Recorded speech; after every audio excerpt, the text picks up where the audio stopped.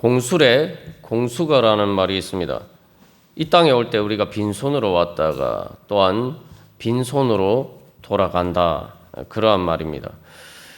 육신의 상황만 보면은 이 말이 맞는 말이죠. 올 때에도 우리가 태어날 때에도 빈손이고 알몸이고 또 죽을 때에도 빈손으로 죽게 됩니다.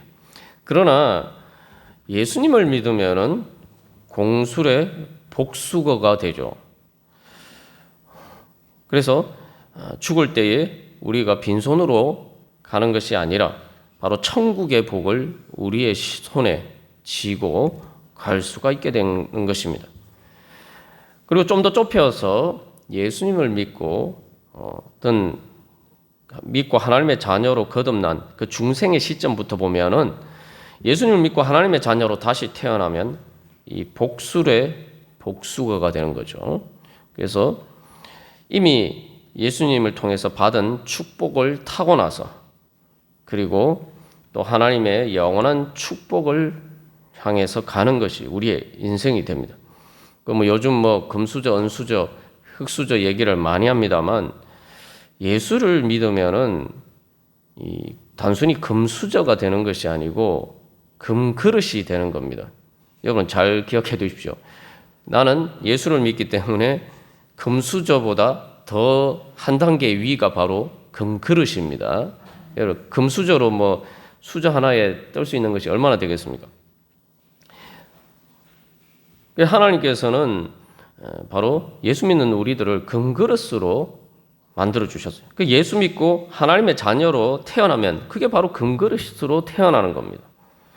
그리고 우리가 성화의 과정을 통해서 이제 믿음이 성장하면서 주님께 받은 그 금그릇이, 그 믿음의 그릇이 더욱더 커져서 금보다 귀한 하나님의 은혜로 충만히 체험받게 되는 것입니다. 이것이 바로 복음입니다. 여러분 믿으십니까?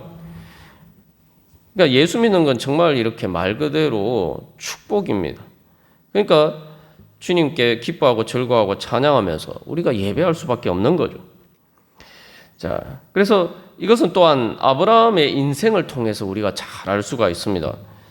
오늘 우리가 지금까지 살펴본 창세기 22장, 특별히 22장 15절에서 18절까지 말씀은 이 성경에 등장하는 하나님께서 아브라함에게 하신 말씀으로서의 마지막 말씀이에요. 물론 그 이후에도 아브라함이 하나님과 교제 가운데 있었겠지만 성경이 보여주는 아브라함 인생의 마지막 하나님께 받은 말씀은 복 주시겠다는 말씀입니다. 그런데 우리가 한 가지 기억해야 할 것은 이 말씀은 창세기 12장에서 아브라함이 처음 하나님의 부르심을 받았을 때에도 똑같은 말씀을 받았죠. 내가 너에게 복을 주겠다. 그래서 아브라함의 인생을 보면은 그가 하나님의 부르심을 받아서 이제 하나님의 자녀로 거듭났을 때, 그리고 또 그의 인생의 마지막은 다 하나님께서 복 주시는 말씀으로 시작해서 복 주시는 말씀으로 끝내요. 복음으로 시작해서 복음으로 끝나는 것이 아브라함의 인생입니다. 원래 이것이 바로 하나님께서 인간에게 주신 축복이죠. 그래서 창세기 1장에서도 보면은 하나님께서 인간을 창조하시고 처음으로 주신 말씀이 바로 복 주시면서 말씀하셨다. 이렇게 기록하고 있습니다. 그런데 인간이 그 복을 잃어버렸지만 그러나 예수님을 통해서 다시 찾아주시고 이제 우리의 마지막에도 하나님께서 복 주시는 말씀으로 우리의 인생을 끝낼 수 있도록 마무리할 수 있도록 하나님께서 우리를 인도해 주십니다. 그래서 말 그대로 복술의 복수거의 인생을 보여주죠. 그래서 아브라함은 믿음의 조상이라고 이야기했는데 사도 바울을 통해서 하나님께서는 분명히 우리에게 약속하셨습니다. 예수를 믿는 우리도 아브라함과 같은 믿음으로 아브라함과 같은 그 축복에 참여한다. 예수님을 통해서 하나님께서 우리를 복음으로 부르신 것은 바로 그 복 받기 위해서 우리가 부르심을 받은 겁니다. 그래서 복음의 말 그대로 그래서 하나님의 부르심은 우리가 잘 기억해야 하는 것은 하나님의 부르심은 말 그대로 복음의 부르심이에요. 하나님이 어떤 말씀이든지 우리에게 하시는 말씀은 나에게 복 주시기 위해서 하는 말씀이다. 하나님의 말씀 하나부터 열까지 다 우리에게 복 주시기 위해서 하는 말씀이. 성경 말씀도 마찬가지입니다. 성경에 보면은 심판의 말씀도 있지 않느냐, 우리가 이렇게 생각할 수 있지만, 심판의 말씀도 하나님이 심판하시려고 심판의 말씀을 주신 게 아니죠. 심판받지 않고 복 받도록 빨리 그 길에서 돌이켜라. 사실은 하나님 그 말씀을 하시는 거죠. 그래서 성경을 그래서 복음이라고 이야기를 하는 겁니다. 그래서 우리가 신명기 말씀을 통해서도 살펴본 것처럼 하나님께서 분명히 내가 너희들의 행복을 위해서 명령하는 그 모든 것을 지켜라 말씀하시죠. 그래서 우리가 영적인 민감성이 있어야 돼요. 어떤 믿음이 있어야 되냐? 하나님이 어떤 말씀을 하시든지, 하나님이 또 사람들을 통해서 나에게 어떤 말씀을 하시든지, 바로 하나님께서는 나에게 복 주시기 위해서 말씀하고 계신다. 우리가 창세기 22장의 말씀을 처음에 서두가 하나님께서 아브라함을 시험하려고 부르셨다 이렇게 되어 있으니까 참 이거는 복 주시는 말씀이 아닌데, 시험에, 말 그대로 시험에 들게 만드는 말씀이 아니냐, 우리가 이렇게 생각할 수가 있습니다만, 하나님이 아브라함을 시험하려고 부르셨다는 것은 하나님께서 아브라함에게 복 주시기 위해서 부르셨다는 얘기입니다. 그 왜 그렇습니까? 시험 치라고 불러주시고 그 시험에 합격할 수 있는 답도 주시고, 그렇기 때문에 그 합격을 통해서 하나님께서는 더 큰 축복을 주시기 위해서 아브라함을 부르신 거예요. 시험을 위해서 부르셨다고 얘기하지만 정확하게 말하면 그것은 하나님께서 복 주시기 위해서 부르셨다는 거예요. 그런데 우리가 이제 기억해야 할 것은 창세기 12장에 하나님이 처음 부르셨을 때도 마찬가지예요. 아브라함이 이삭을 번제로 바치는 것만 시험이었겠느냐. 창세기 12장에 아브라함에게 하신 말씀도 마찬가지입니다. 하나님께서 복 주실 테니까 바로 너는 네 고향 본토 친척 아비 집을 떠나라. 이게 자기 자식 아들 이삭을 번제로 바치는 것만큼은 아니지만 자기가 지금까지 살던 고향과 본토 친척 아비 집을 떠난다. 이건 자기의 모든 지금까지 살았던 삶의 터전을 다 버리는 거죠. 그래서 아브라함의 인생을 보면은 자기의 본토 친척 아버지 집을 버리고 떠나는 것이 그의 인생의 출발점이고, 자기 아들, 이제는 아버지 집을 버리는 것이 아니라 자기 아들을 버리는 것이 인생의 마지막이에요. 그렇기 때문에 사실 아브라함이 처음 하나님의 부르심을 받았을 때 그것도 큰 시험이에요. 그러나 분명히 아브라함은 그것을 통해서 하나님께서 나에게 복 주시기 위해서 부르셨다, 그걸 믿었기 때문에 그 말씀에 순종하고 따랐던 거죠. 우리의 인생을 돌이켜보면 마찬가지입니다. 예수 믿을 때 보면은 예수 처음 믿는 것도 시험이에요. 예수 안 믿다가 예수 믿으면, 모태신앙 같은 경우에는 그렇지 않을 수도 있지만 많은 경우에 모태신앙이 아닌데 예수를 믿는 경우에 처음 믿으면은 많은 시험이 따르죠. 그러나 그럼에도 불구하고 여러분들 많은 분들이 그런 시험에도 불구하고 하나님, 내가 예수님 믿고 복 받아야겠다라는 믿음이 있었기 때문에 여러분들이 그 시험에도 불구하고 예수를 믿으신 거 아닙니까? 그죠? 그렇기 때문에 우리가 여기서 한 가지 생각해 볼 것은, 아브라함의 믿음이 참 대단하다. 그래서 나는 아브라함과 별 상관이 없다. 이렇게 생각할 게 아니라는 거죠. 우리가 처음 예수 믿을 때 사실 그것도 하나님이 주신 큰 축복이, 아브라함의 믿음과 별로 다르지 않아요. 많은 분들이 한국 상황에서는 집에 안에서 다 예수를 안 믿는데 혼자 처음 먼저 예수를 믿으면 수많은 핍박이 따르죠. 제사를 왜 안 지내냐부터 시작해서 주일 성수하는 문제도 그렇고. 그렇기 때문에 사실 우리가 아브라함의 믿음을 보고 놀랄 게 아니라, 하나님이 어떻게 나에게 그런 믿음을 주셔서 나로 하여금 예수 믿게 하시고 내가 오늘까지 이러게 하셨는가. 그렇기 때문에 하나님께서 아브라함의 마지막이 그 축복으로 끝나는 것처럼 나도 아브라함처럼 그런 축복으로 끝나는 인생이 될 수 있을 것이다. 그 믿음을 가지셔야 됩니다.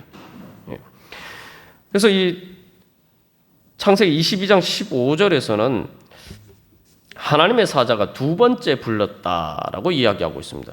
참 이게 축복의 말씀이에요. 왜냐하면은 아브라함이 이제 그 하나님이 대신 주신 그 수장으로 이삭 대신 그 수장을 가지고 번제를 드려서 하나님께 제사를 드렸단 말이죠.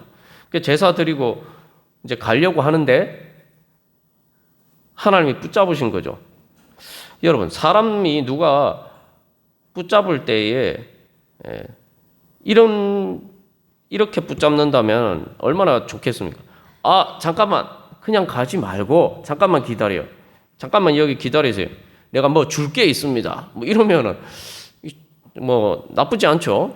근데 하나님께서 지금 말씀하시는 거는 그 하나님의 사자를 통해서 야, 아브라함, 그냥 가지 말고 내가 주는 복을 받아서 가. 하나님은 빈손으로 안 보내신단 말이에요. 하나님, 사실은 어떻게 보면 아브라함이 번제를 드렸다고 하지만 이게 번제로 드린 게 하나님께서 주신 거 아닙니까? 실제로 그럼 아브라함은 뭘 드렸느냐? 사실 이게 그래서 아브라함이 여호와 이레라고 고백하는 게 가만 따지고 보면은 결과적으로 보면 아브라함이 하나님께 드린 게 하나도 없어요. 실제로 하나님께 드린 게 하나도 없어요.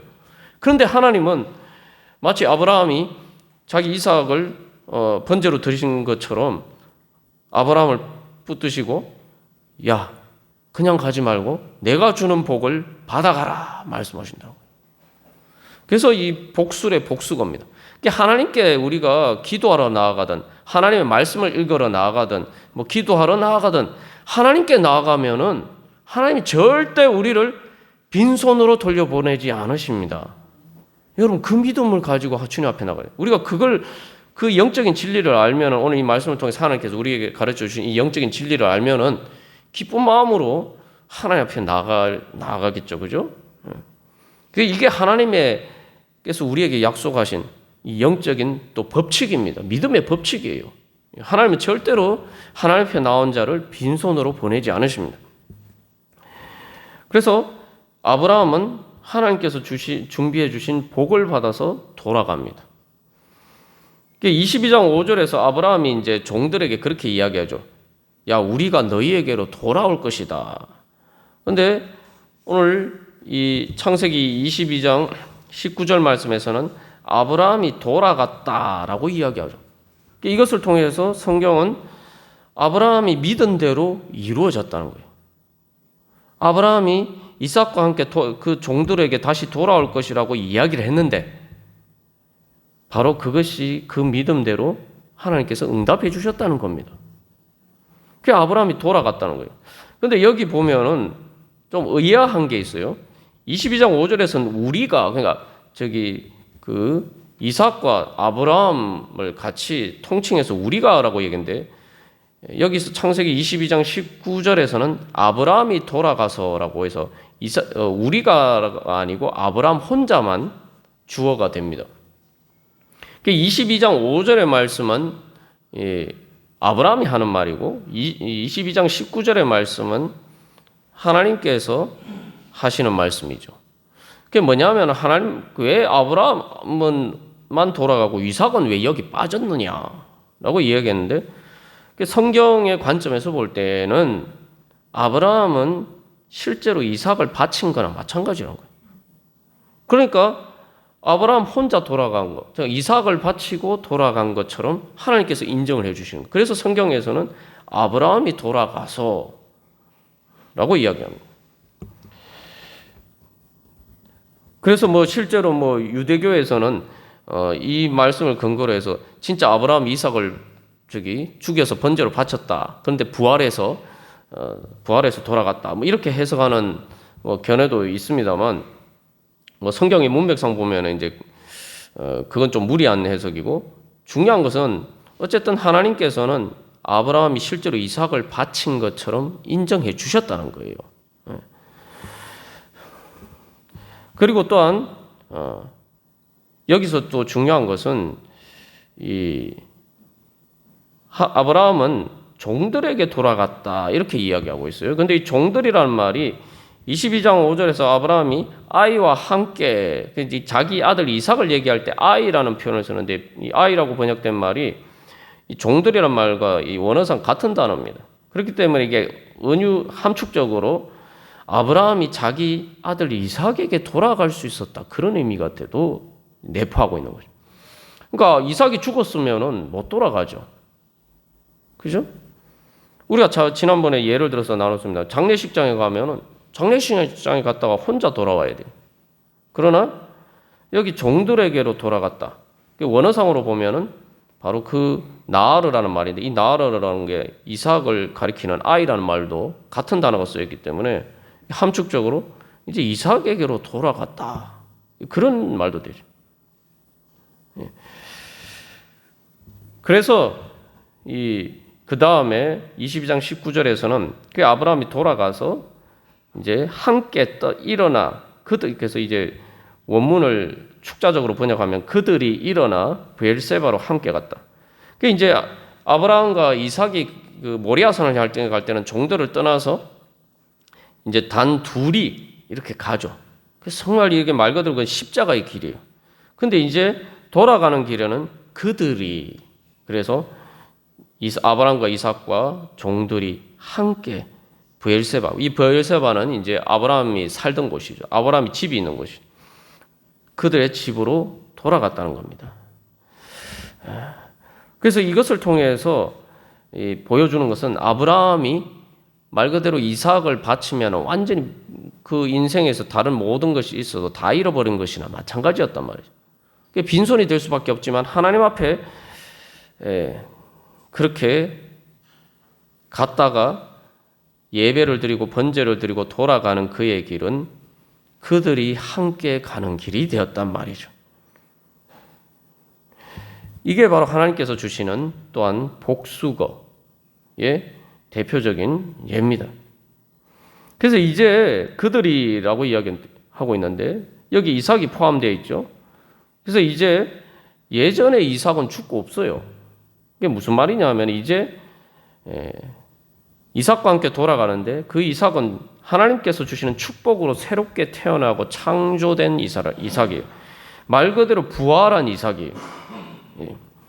그렇기 때문에 아브라함이 이제 돌아가는 길은 아브라함과 이삭이 단둘이 그 시험의 길을 가는 모리아산으로 가는 십자가의 길이 아니라 이제 하나님께서 주시는 축복이 시작되는 새로운 인생의 여정을 시작하는 바로 집으로 돌아가는 길입니다.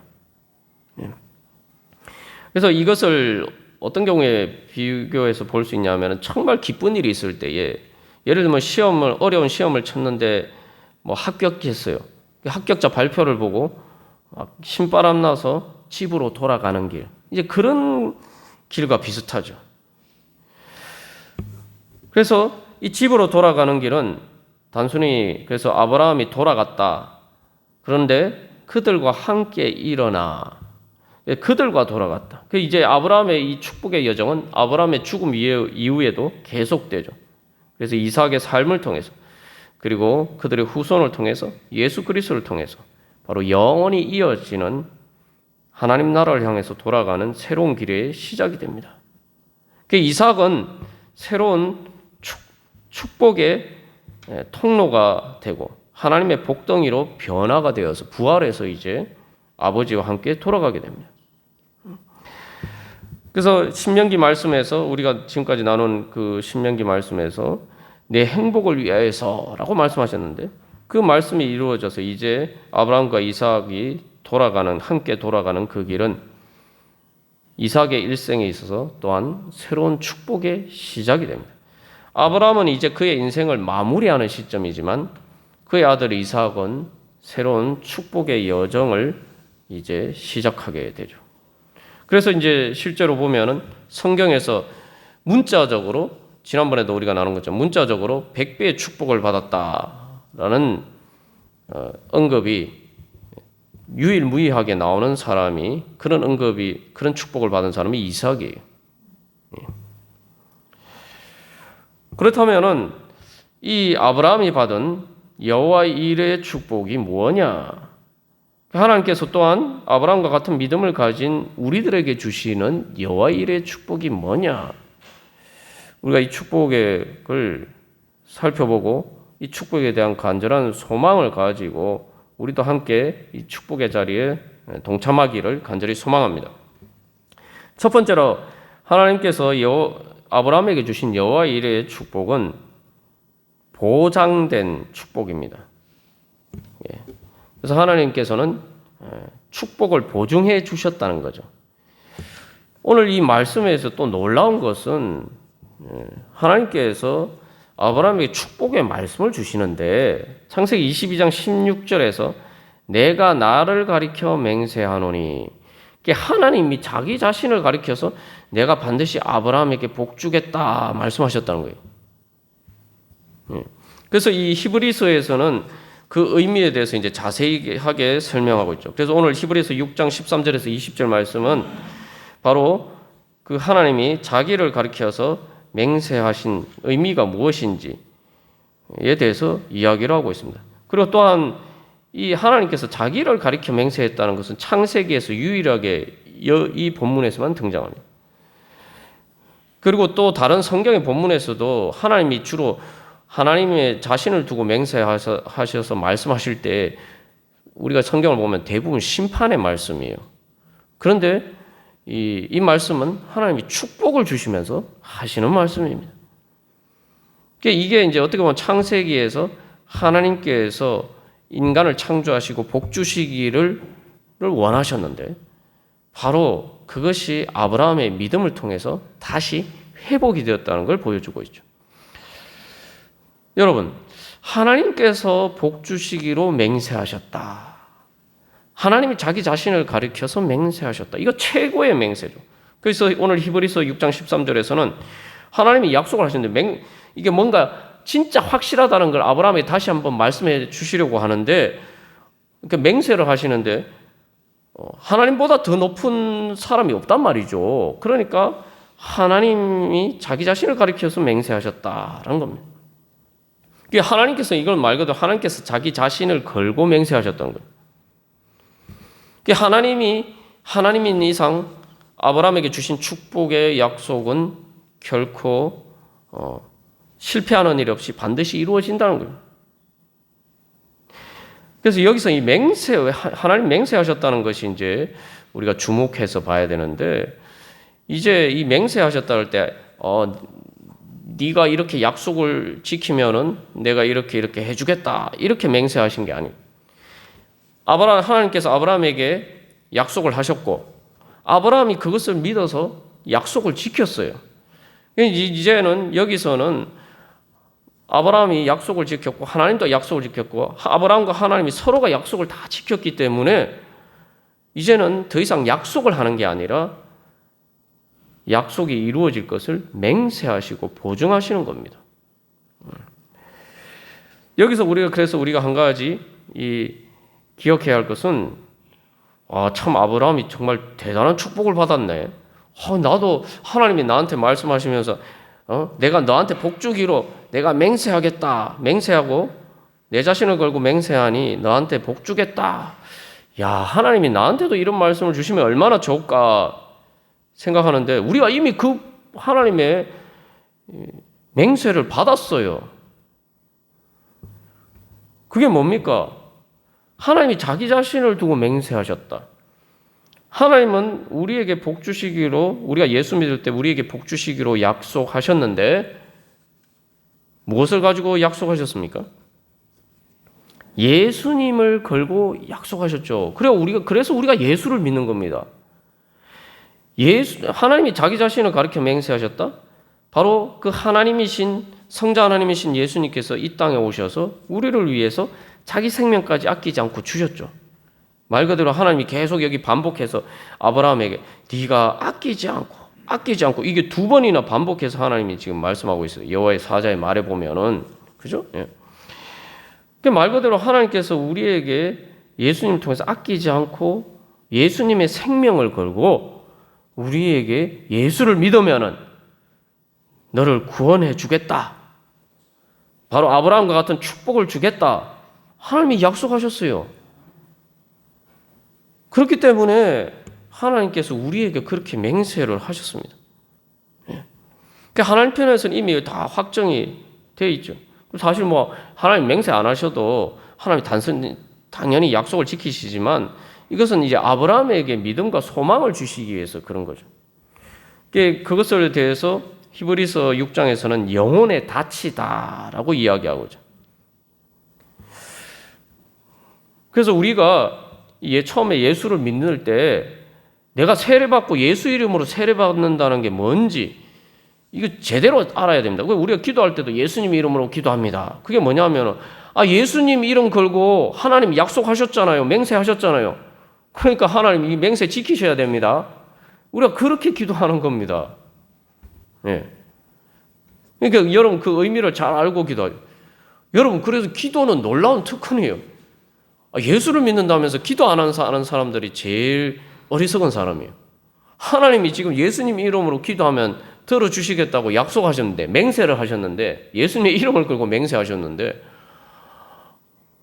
세상에 다른 것은 구하면서 하나님 앞에 하나님의 맹세는 안 믿어요. 여러분 세상에 뭔가를 구할 때 내가 이걸 얻고 싶다. 사람들에게 부탁한다든지 내가 노력해서 뭔가를 원하는 때에 누가 여러분들에게 내가 100% 확실하게 줄게. 내가 장담한다. 말 그대로 보증을 걸고 누가 여러분들에게 여기서 중요한 것은 누가 여러분들에게 뭔가 선물을 주면서 보증 거는 사람 보셨어요? 보통 빚을 내는 사람 채무자가 보증을 걸죠. 저당을 잡히죠. 근데 여러분 뭔가 주는 사람이 그 주는 것 가지고 보증 거는 거 보셨어요? 예? 그것도 일방적으로 은혜로 선물로 주는데 하나님은 우리한테 은혜를 주시면서 내가 너한테 은혜 주겠다라고 말씀하셔서 그 은혜에 대해서 보증을 하셨단 말이죠. 예. 세상에서는 뭔가 얻으려면은 하다못해 은행 가서 돈 좀 빌리려면은 다 이게 오히려 거꾸로죠. 내가 보증이 있어야 돼요. 담보가 있어야 돼요. 그래서 세상에서는 막 구해도 아무도 나에게 주겠다고 약속하는 사람도 없고 오히려 나보고 너가 빚 갚을 거야?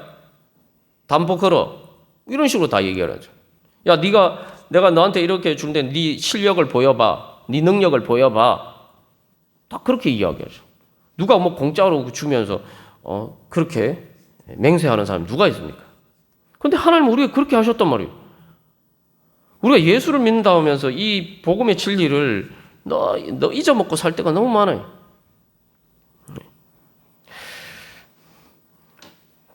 그래서 이 하나님의 맹세는 말 그대로 은혜를 주는 분이 하나님이신데 하나님이 그래서 맹세하시고 또 자기 자신을 걸고 맹세하시고 그렇기 때문에 이게 가장 확실한 복이죠. 그래서 히브리서에서는 하나님이 신실하시고 그리고 하나님 거짓말 못하시고 거기에다가 덧붙여서 뭐예요? 또 우리가 기억해야 할 것은 자기보다 더 큰 이가 없다.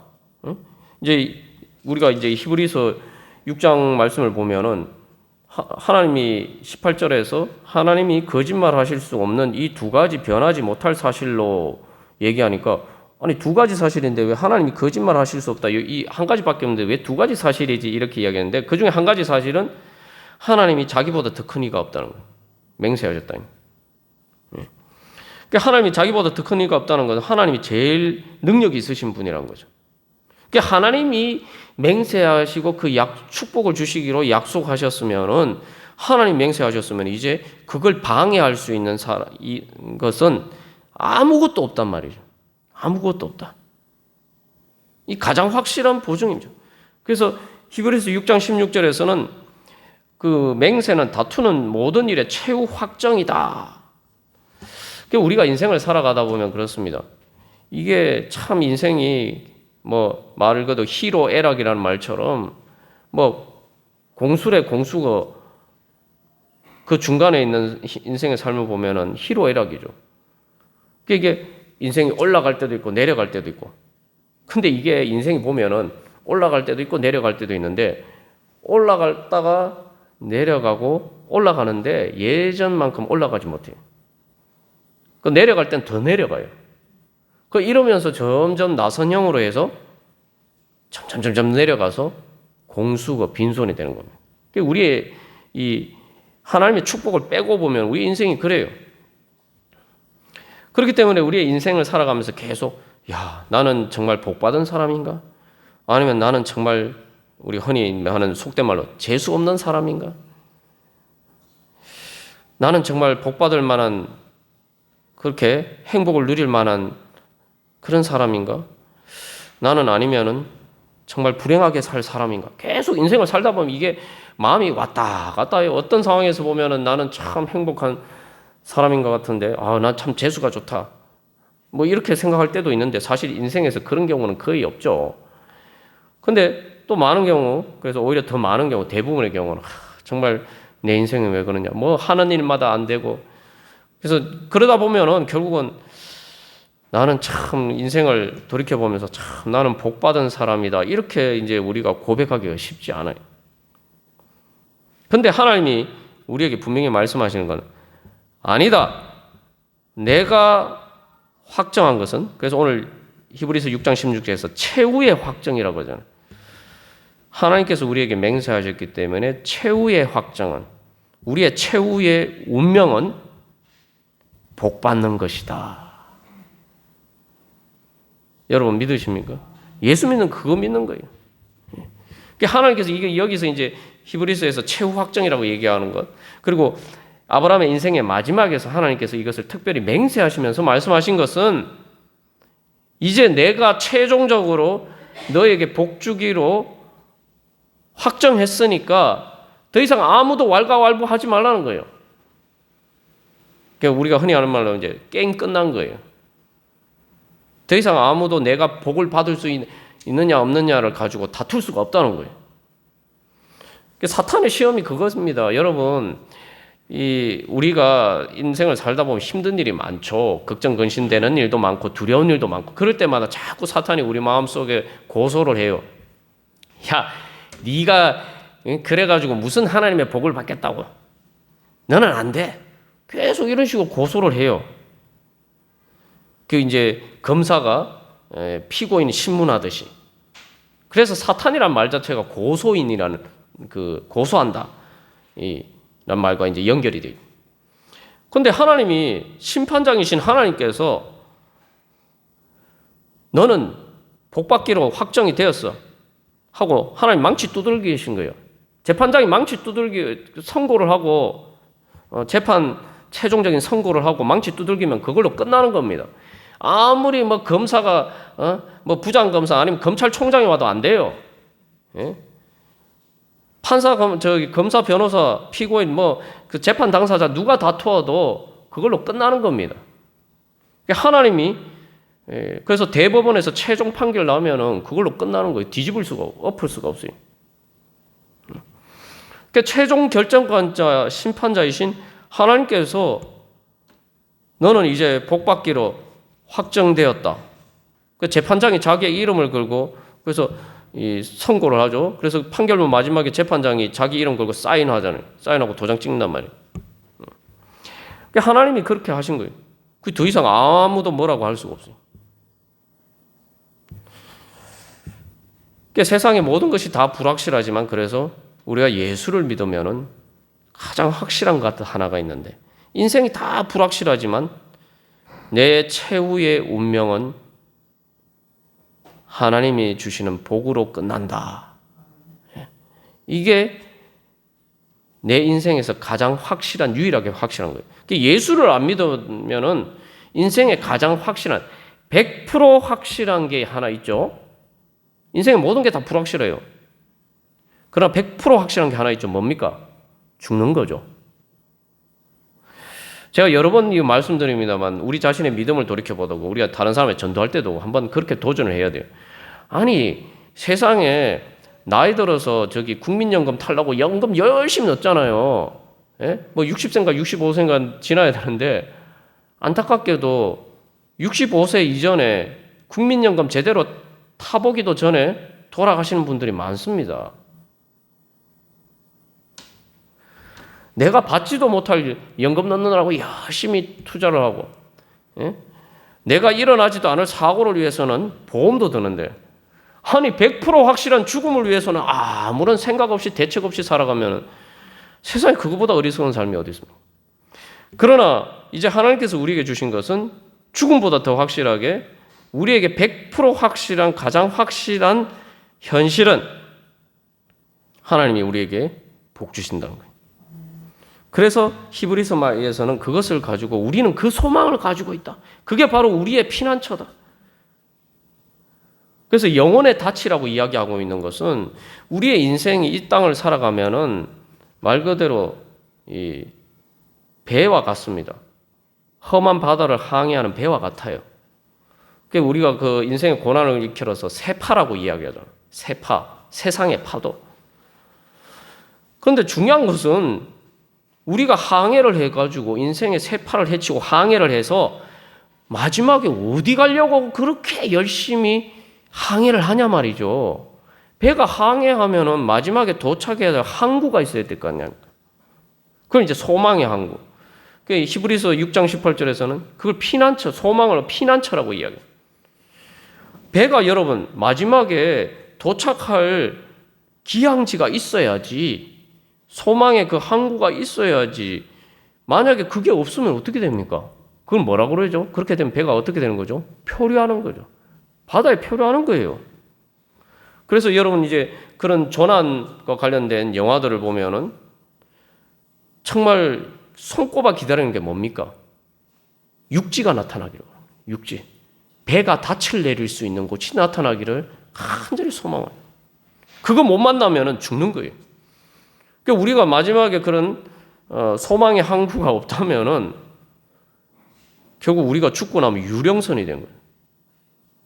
내 인생의 배가 유령선이 되는 거예요. 유령선이 뭡니까? 유령선이라는 게 선원들이 다 죽고 조난당해서 다 죽고 배만 바다에 계속 떠돌아다니는 거예요.